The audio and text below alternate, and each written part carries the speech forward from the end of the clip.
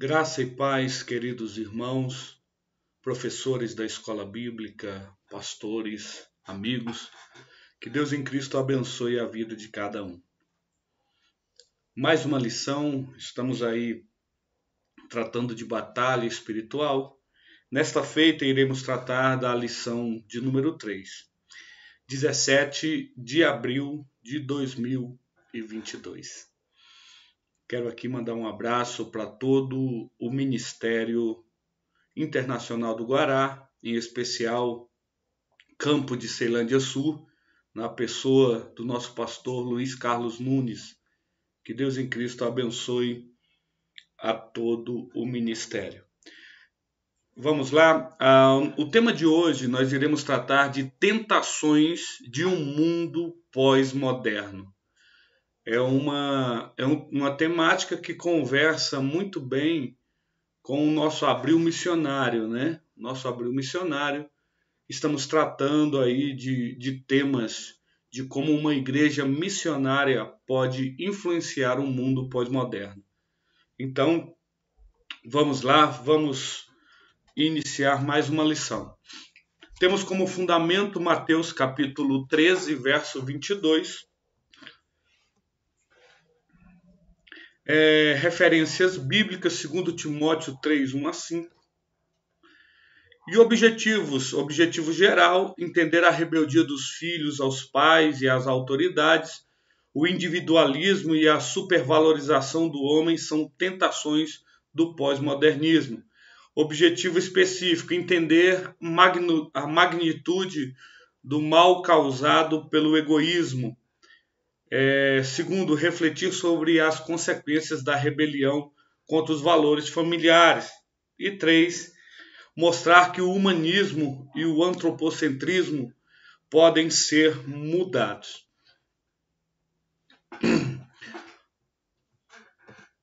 Vamos lá, tópico primeiro.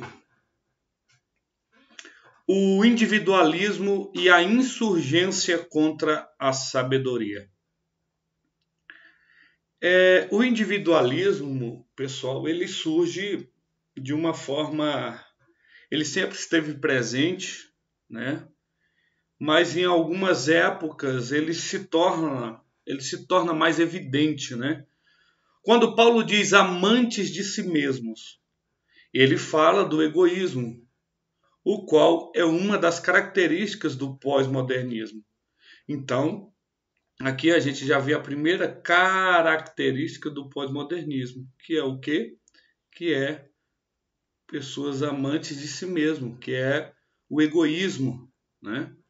Porém, Deus não nos fez para vivermos. Porém, Deus nos fez para vivermos em sociedade.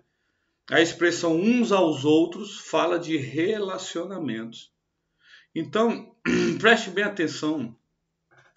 O nosso Deus, ele é um Deus relacional. Nosso Deus é um Deus que sempre buscou o relacionamento com o homem. Lembra lá de Gênesis? Lembra de Adão? Quando o Senhor, no virar do dia, aparecia para conversar com Adão. Isso é relacionamento, né? E o homem pecando, e mesmo assim Deus sempre trazendo o homem para perto de si, né? E isso acontece em toda a história bíblica. O homem se distancia, Deus se achega ao homem. O homem peca, o homem se distancia de Deus e Deus traz o homem de volta. E a maior prova desse relacionamento, né, relacional com Deus é o seu Filho Jesus. O homem pecou, se distanciou, todos pecaram e destituídos foram da glória de Deus. Mas Deus envia o seu Filho para nos trazer de volta, para nos fazer, né, chegar mais perto do Senhor. Então, essa expressão que o apóstolo Paulo usa, uns aos outros, fala de relacionamentos, né? Fala de tanto relacionamento, já falamos disso, relacionamento horizontal, que é com os seus irmãos, e o relacionamento vertical, que fala com Deus, né? Esse tema, pessoal, quando fala de pós-modernismo, você pode pensar e falar, poxa, mas o que é isso?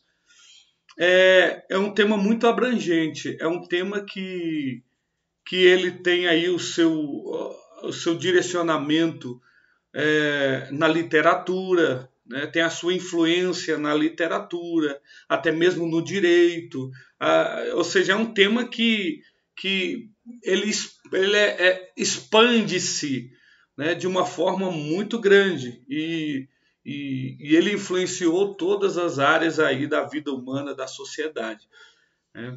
E ele tem algumas características que nós vamos ver mais aqui à frente, que eu vou compartilhar com você, e você vai entender melhor o que é esse pós-modernismo, correto? Então esse egoísmo aqui, ó, esse egoísmo ele traz infelicidade. E hoje, nesse período pós-moderno, é o que tem acontecido. Cada um cuida de si, né? Como se diz o ditado, cada um por si, Deus por todos. Mas não é assim, né? Não deva ser assim quando nós falamos de servos do Senhor. 1.2, a presunção perpétua e a ignorância. O espírito da presunção é o mesmo do orgulho, que produz a cegueira espiritual, que leva à loucura e à destruição. Por isso, Paulo alerta o perigo da separação de neófitos para o ministério. Essa palavra neófitos, ela significa novos na fé, né? Novos convertidos. E hoje é um erro até mesmo comum. A gente observa pessoas separarem, consagrarem pessoas novas na fé. E Paulo, ele traz aqui um alerta, né, sobre isso, o perigo desse orgulho, de você chegar e falar para alguém, olha, agora você vai ser um obreiro, olha, agora você vai ser um líder de departamento. E essa pessoa, pela sua inexperiência, né, ela deixa a presunção, ela deixa o orgulho tomar conta da sua vida e aí ela já começa a humilhar as outras pessoas, ela já começa a falar o que não deve, começa a humilhar, começa a pisar nas pessoas de uma forma que realmente é muito triste. Nós vemos isso na igreja, que é, né, a reunião dos servos do Senhor, e isso é muito triste. Essa imagem, eu gosto sempre de colocar uma imagem para você, porque fica, né, a imagem ela é muito didática. Então essa memória visual ela é muito importante para quem quer aprender. Então, ó, aqui tem uma criancinha, né, no púlpito, neófitos no púlpito. Então tome muito cuidado aí para que você não caia nesse erro, correto? A blasfêmia é fruto da soberba. Lúcifer achou que poderia ser maior do que Deus. Sua blasfêmia gerou a soberba a ponto de se rebelar. Então a gente sabe que o pecado, a gente pergunta para as pessoas onde o pecado se originou. Aí a pessoa fala no Éden, mas não foi.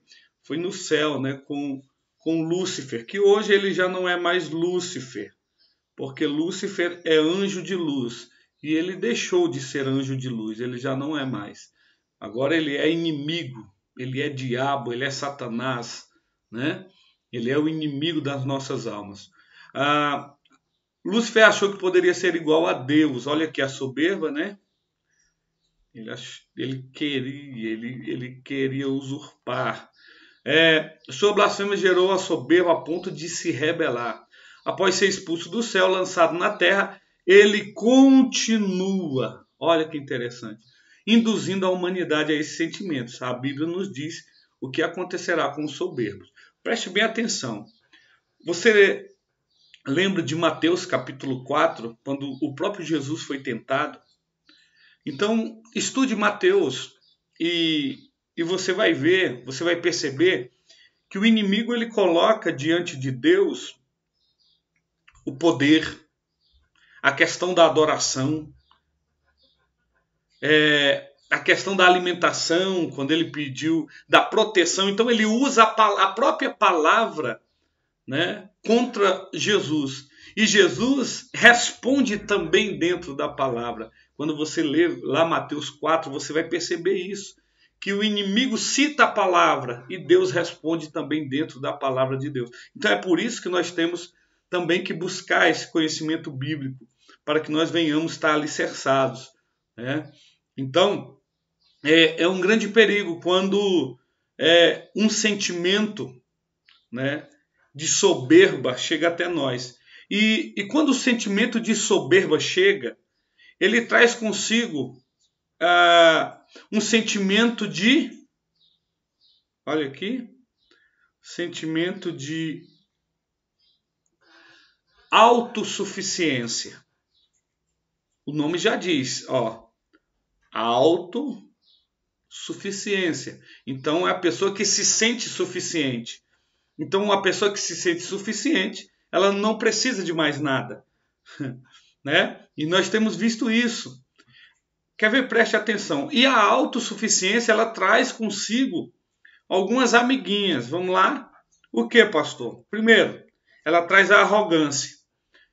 Eu falei do líder de departamento, às vezes, que você coloca, é uma humildade, ô pastor, obrigado e tal. E logo depois já está humilhando as pessoas, está gritando com as pessoas, está agindo com arrogância, né? Isso é muito triste. Segundo, insubordinação. Aquela pessoa se sente autossuficiente, então ela vai ter problemas de obedecer à autoridade. Ela vai ter problema. Né? Para isso você lê Romanos capítulo 13, né? Que nos arremete à obediência às autoridades instituídas. Então, preste bem atenção. Se você prestar atenção nisso, você vai conseguir observar isso dentro da igreja. Pessoas que se sentem autossuficientes, acham que já aprendeu tudo. Certa feita, fui participar de um seminário e chamei um obreiro. Ele falou, não, isso aí eu sei tudo. Né? Quem é que sabe tudo? Aí eu falei, não, então eu vou porque eu não sei muita coisa, eu preciso aprender. Né? Quem é que sabe tudo, irmãos? Né? Não podemos caminhar aí por esse caminho da autossuficiência, da arrogância, da insubordinação. Você vê essas pessoas que falam, eu vou obedecer homem, eu não preciso de pastor, você não precisa de um líder espiritual. É complicado. Então nós estamos vivendo dias, né, que esse sentimento de autossuficiência está alcançando muitas pessoas. E terceiro e último lugar, o individualismo. É claro, a autossuficiência, ela conversa muito bem com o individualismo. Por quê?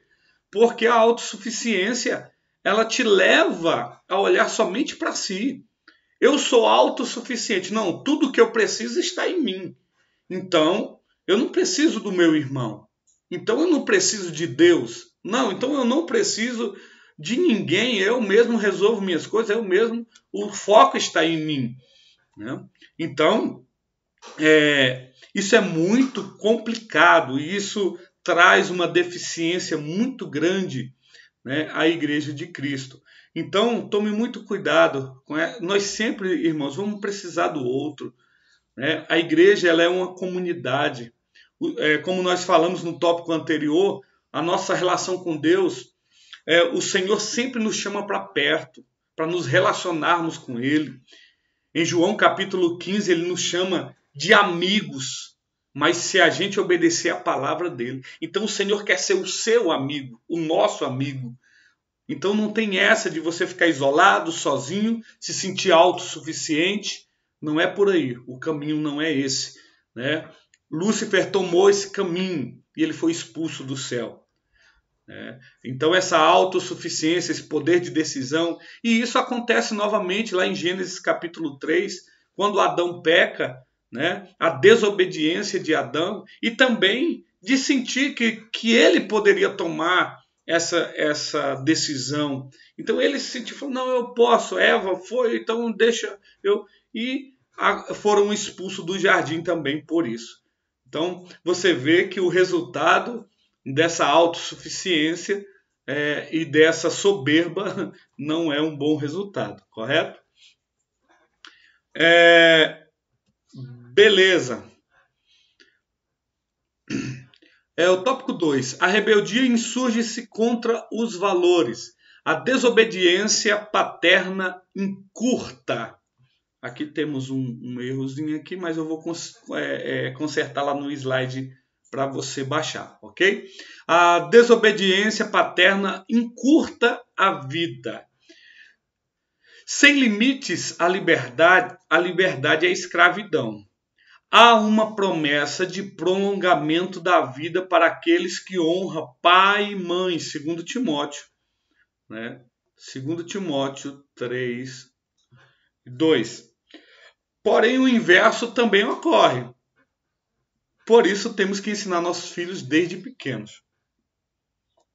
Irmão, isso aqui é uma realidade, né? Eu não sei como é o culto infantil lá na sua igreja, mas ontem mesmo eu estive no culto infantil e poucas pessoas estavam. Alguns pais até que enviam os filhos, mas eles não vão. E quando a Bíblia fala ensinar no caminho, é estar junto, né? Não é somente indicar. Então eu fico muito preocupado porque nesse período pós-moderno, a mídia, a internet, a mídia como um todo, elas focaram nos nossos filhos, focaram nas crianças, jovens e adolescentes, de uma maneira que estão bombardeando a cada dia os nossos filhos. E às vezes nós temos a oportunidade de ensinar e nós não fazemos isso. Então a importância de você levar o seu filho para o culto, né, para o culto infantil, sempre estar junto, incentivá-lo a estar. Aí a gente vai para o gabinete pastoral, aí o filho já cresceu, depois já não quer nada com nada, e alguns pais perguntam assim, onde foi que eu errei? Onde foi que eu errei? Talvez você não tenha ensinado o filho.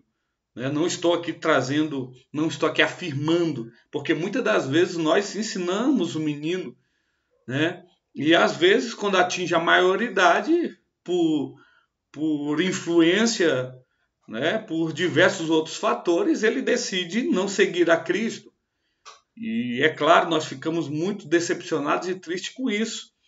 Mas não tem coisa melhor do que o pai falar assim, olha, o que eu pude fazer eu fiz. Eu ensinei, eu estive junto, né? Eu sempre dei o exemplo, mas né, aí não tem como o pai trazer sobre si uma culpa. Né? Então, alguém escreveu essa frase aqui, eu achei interessante, que diz o quê? Pais sem autoridade, filhos sem limites. Pais sem autoridade, filhos sem limites. Você já viu, eu sei que na sua igreja não tem, mas você já viu crianças que não têm limites? O pai fala a mesma coisa que nada. O pai não tem autoridade alguma. Às vezes é um filho único, né? Mas os pais deixam fazer o que quer, fica aquela criança mal criada, aquela criança mimada, né? Então é um erro muito grave, né, que os pais cometem. Então a própria Bíblia fala para nós não retermos a vara, ou seja, não deixe de corrigir o seu filho. Pai, você é o sacerdote do lar. Mãe, você tem uma grande responsabilidade na administração do lar. Então, nós temos que observar esse lado. E quando aqui fala que o inverso também funciona, se a Bíblia está falando que quem honra pai e mãe, a vida é prolongada, então quem desonra pai e mãe, a vida é o quê? Encurtada, né? A vida é encurtada. Então, ou seja, quem desonra pai e mãe morre cedo. Cuidado com isso. Honre seu pai. E quando fala aqui, irmãos, honrar pai e mãe, aqui não está falando se o teu pai é bom, honrar pai e mãe, se eles forem crentes, se eles forem honestos, não. Honrar pai e mãe é em todos os sentidos. Você deve honrar no Senhor, né? Você deve honrar seu pai, sua mãe. E outra coisa, não tem idade para isso não, tá? Não tem idade. Sempre, enquanto seus pais estiverem vivos, você deve honrar pai e mãe. E até mesmo quando eles partirem, você honra ali a memória e os ensinamentos do seu pai e da sua mãe. Entende? Então, essa rebeldia, né, ela vai contra esses valores. A desobediência aos pais encurta a vida. Então, que nós venhamos aprender neste sentido. 2.2. A imunização cognitiva endurece o coração. Quando eu falo de cognição cognitiva, de cognição, eu falo sobre aprendizagem, tá? Eu falo sobre o como você aprende, o aprender, né? O fanático não aceita qualquer ideia de mudança. Quem é que não aceita a mudança? O fanático. Mesmo diante de evidências bíblicas incontestáveis. Já viu pessoas falando, não, eu aprendi assim, vou morrer assim. Isso é o quê? Ignorância. As pessoas que não aprendem. Irmãos, é incrível. Eu não sou tão velho assim. E no início da minha caminhada, eu tinha um entendimento de certas coisas. Que hoje eu olho para as verdades bíblicas, o que a Bíblia fala, estudando o contexto dos textos, né? Eu vejo que não é nada daquilo que eu pensei. É por isso que nós falamos aqui do perigo do neófito, né? O neófito, ele pensa que tudo, ele tem aquele primeiro impacto, aquela impressão, e às vezes não é nem aquilo não condiz com a verdade. Por isso a importância de fazer uma exegese, né, saudável, uma hermenêutica saudável do texto, para que a gente não venha, né, adentrar aí em certas heresias. Então, a pessoa que é fanática, ela não quer mudança. Qualquer coisa que você faça na igreja, se você mudou o púlpito de lugar, é motivo de discussão. Se você colocou uma coisa diferente, fez aquilo outro, problema. Por quê? Porque as pessoas estão, né, fechadas para um novo entendimento, fechadas, elas estão ali imunizadas cognitivamente, o coração delas está endurecido, elas não conseguem assimilar o novo, de entender que o tempo passa, as coisas mudam, né? Somente a palavra do Senhor permanece. Tudo passa, menos a palavra do Senhor. Então, a nossa preocupação, irmãos, é com a palavra de Deus, que não pode ser substituída. Então, algumas pessoas vê alguém usando um tablet em vez da Bíblia. Aí as pessoas falam, olha, já está substituindo a palavra de Deus. Isso é um absurdo. Né? Mas não entendem que a palavra de Deus está ali no tablet. Que o que é importante não é o papel, o importante é o conteúdo. Né? Então as pessoas têm muito isso. Né? Paulo nos ensina que o crente transforma-se pela renovação do entendimento. Irmãos, em um mundo pós-moderno, se a igreja não atentar, né, em novas maneiras de evangelizar, uma maneira inteligente de evangelizar, né, com o poder da palavra, usar as mídias sociais para evangelizar, para compartilhar o evangelho, a igreja vai ficando para trás. Né? Então, pastor, isso é pecado. Pecado é você usar a internet para aquilo que não deve. Pelo contrário, você deve usar os meios, as redes sociais para a propagação do evangelho. Se você não pode ir, a sua imagem vai. Se você não pode ir lá falar, o seu áudio vai. Né? Então, transformar-se pela renovação do entendimento, segundo Paulo escreve em Romanos 12. Aqui eu quero alertar para você. E alguns crentes falam assim, não, pastor, Deus gosta dos fanáticos. Está repreendido em nome de Jesus. Deus não gosta de fanatismo, não, tá? Deus não gosta. Eu vou lhe explicar rapidamente aqui, ó. É aquela pessoa que só estuda. Você só estuda, né? Aí vem teologia. Pessoal, nós temos que tomar muito cuidado. Eu vejo muitas pessoas falando mal da teologia. Eu não entendo isso, porque que Deus não está preocupado com o que você sabe. Olha lá, né?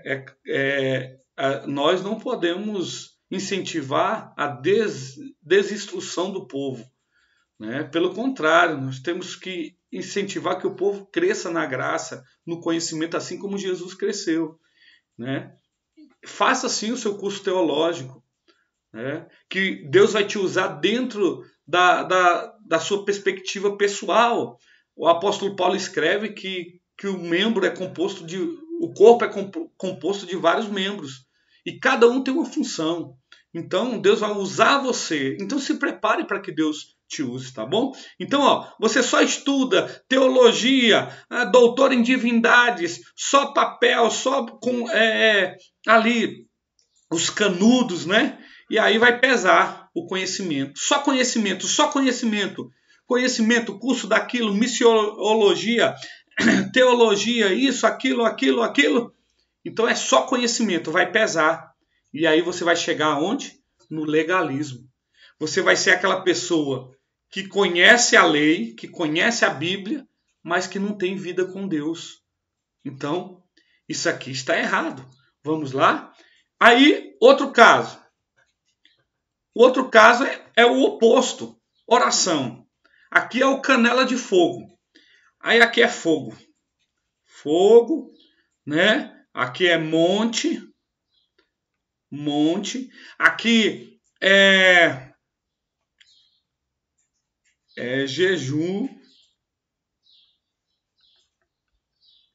jejum. Oração. Você entende? É canela de fogo. Fogo, o importante é fogo. Não, irmão. Vamos buscar o conhecimento. Para que teologia? É fogo. Então, o que é fogo? Né? Monte, é só oração, é só jejum, mas só que não o quê? Não estuda. Não estuda a palavra de Deus. É aquele crente do repleplé, aquele crente que cai na igreja e na outra semana está pecando, não sabe o que aconteceu, né? Oriundo de movimentos, é aquele crente que não está fundamentado sobre a rocha, porque ele quer movimento, ele quer apenas movimento, apenas barulho, né? Então, pastor, mas isso aqui é bom. Não, não é bom, porque isso aqui, se você buscar só isso, só oração, só fogo, só monte, só isso, você vai cair no fanatismo religioso. Deus não gosta de fanáticos. O fanático, olha aqui nós vimos, o fanático ele não aceita mudança.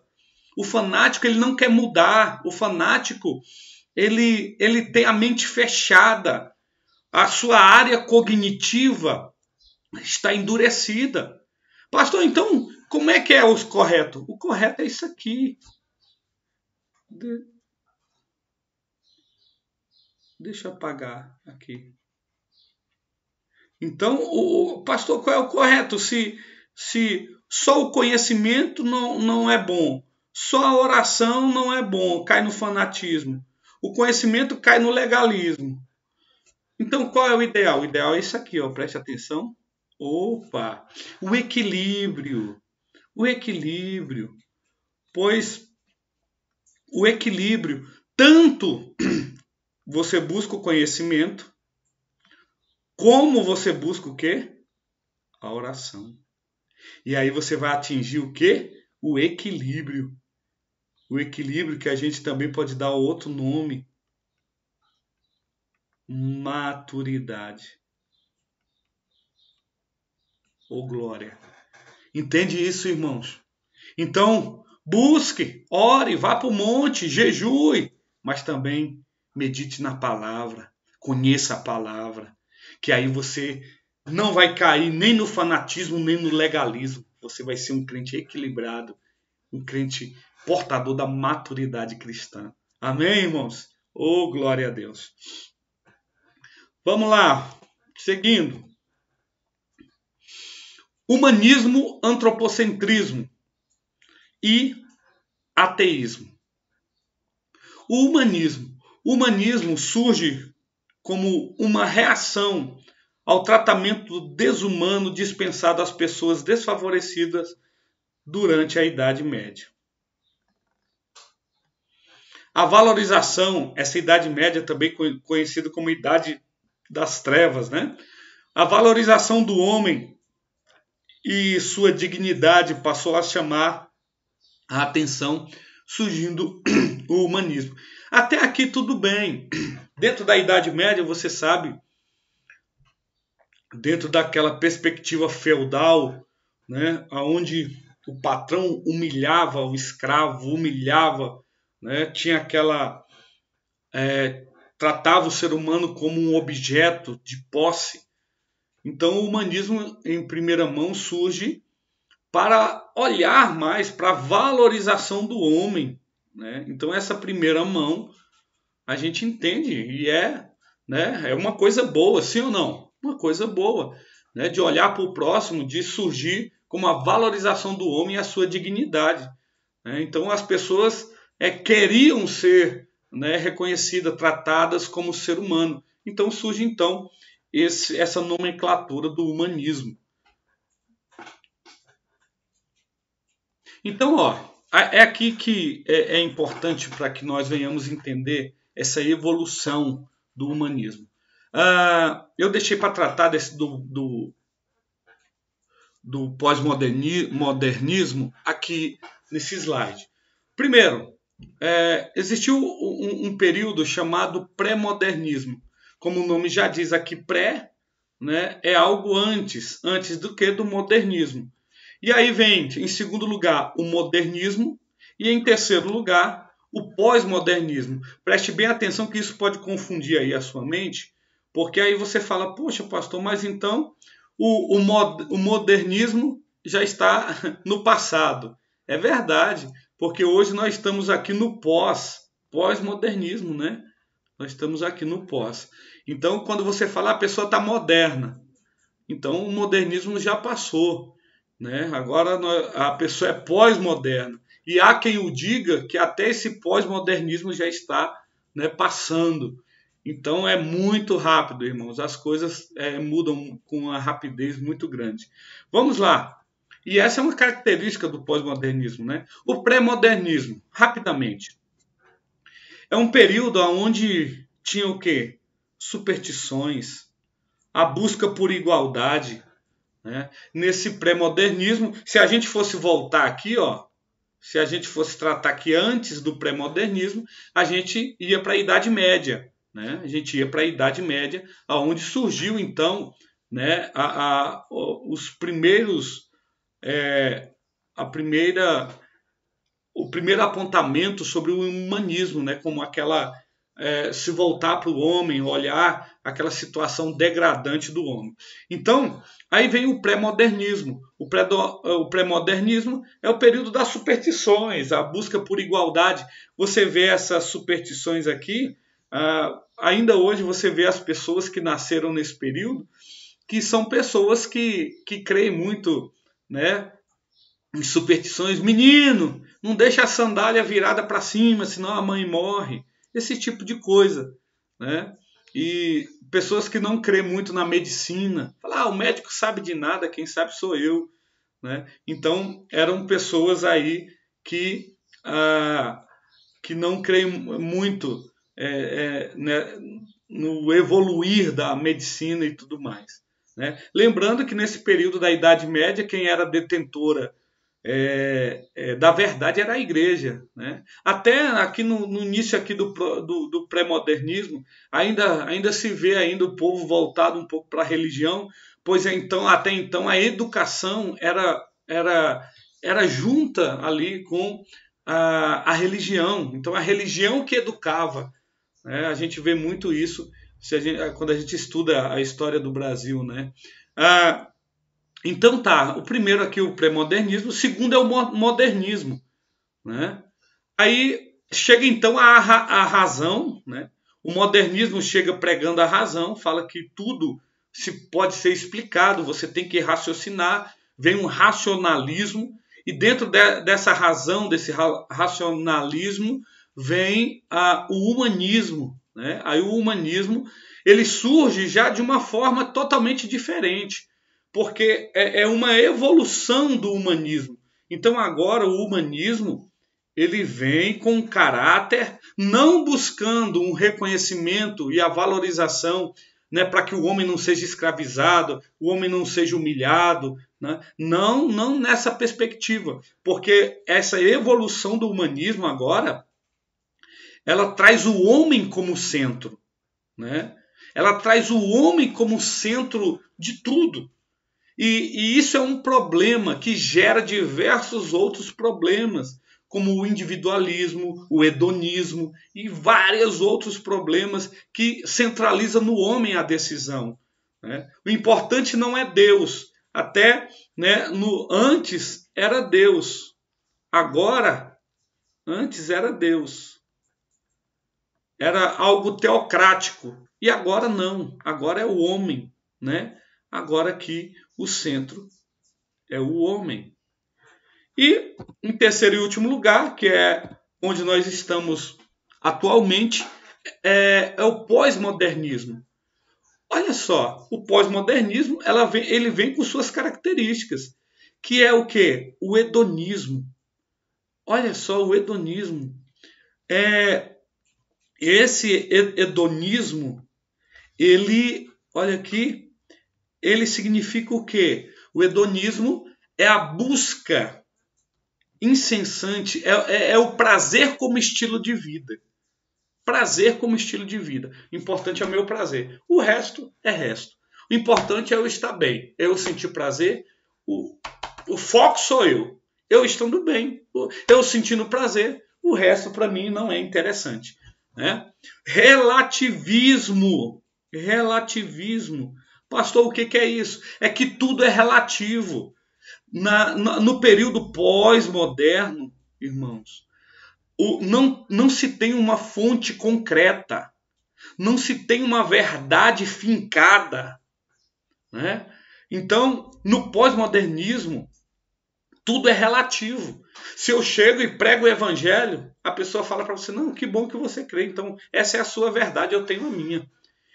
Então quer dizer que não tem uma verdade fixa, uma única verdade. Então é tudo relativo. Depende do ponto de vista. Eu sei que você já ouviu, né? Tem nada a ver. Não, isso é o seu ponto de vista. Então são frases oriundas aí do pós-modernismo, né? Pessoas que estão focadas no seu prazer, pessoas que tudo é relativo.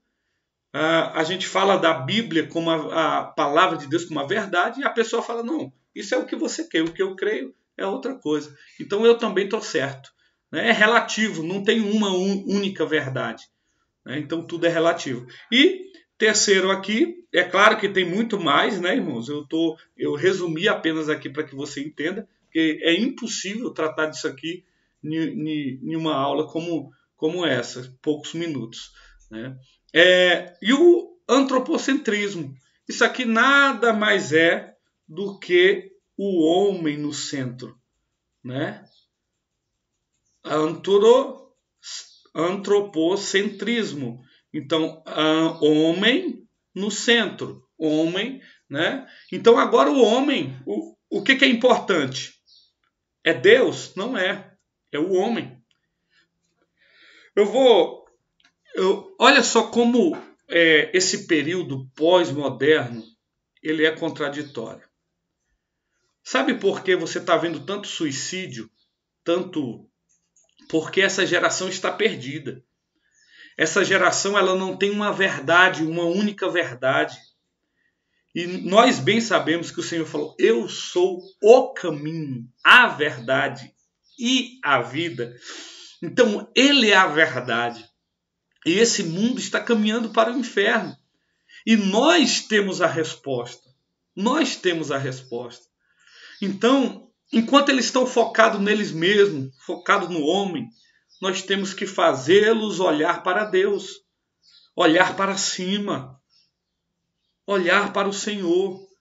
Né? E esse pós-modernismo, ele traz essa relatividade, tudo é relativo, e aí as pessoas estão sem rumo. Aí acontece os suicídios. Para incrementar ainda mais, chega a pandemia, chega o isolamento, pessoas com problemas psicológicos, chega a depressão, chega tanta coisa.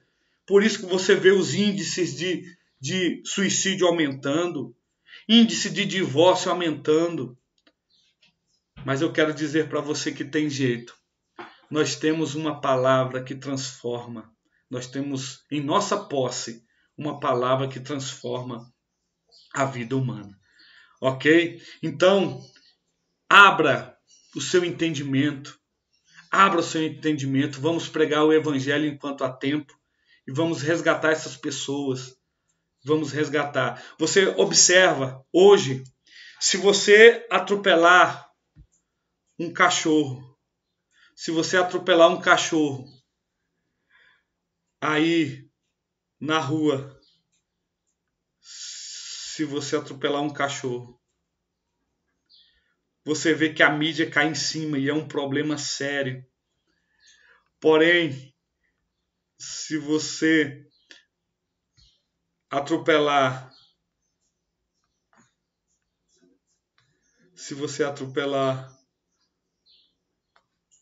um homem, você paga uma fiancinha lá, tá tudo bem. Se você maltratar um homem, é tranquilo. Mas se você maltratar um cachorro, é um problema sério. Então você está vendo como o antropocentrismo também se torna relativo. Então é uma inconsistência, né? O pós-modernismo, ele é inconsistente.